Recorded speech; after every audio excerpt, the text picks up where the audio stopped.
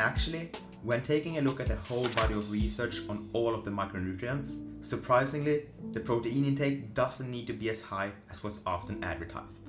In fact, by keeping the protein intake at the lowest scientifically recommended intake, you can take advantage of a few awesome benefits without much or any negatives often associated with a lower protein intake. But before looking at the benefits of having a lower protein intake when cutting, let's first take a look at why a very high protein intake is overrated for fat loss in the first place. According to Dr. Eric Helms, who has done extensive research on protein intake for caloric restricted lean athletes, the optimal protein intake per day are between 1.8 to 2.9 grams per kilogram, where the intake is scaled upwards with the severity of caloric restriction and leanness. Now, what's important to mention here is that these numbers are for already lean and well-trained athletes who are in a caloric deficit.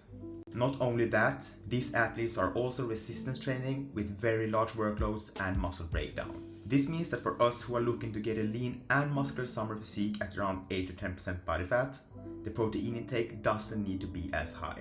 In fact, the protein intake for individuals that don't have a huge workload and large muscle breakdown have been highly exaggerated in the fitness industry. Likely because where there's money, there's also marketing.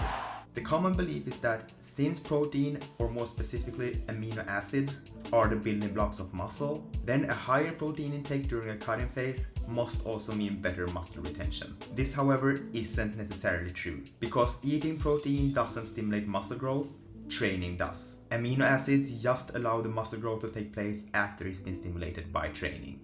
Okay, so if a large protein intake isn't required for preserving muscle mass, what about satiation?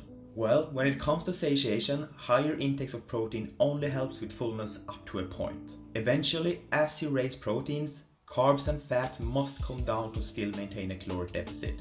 And if carbs and fat come down too much, so does satiation. And a quick side note here, if you utilize intermittent fasting when cutting, which I recommend highly, you require even less total protein to cover both the muscle loss and satiation problems following a fat loss phase. It's commonly believed that when we are not eating, i.e.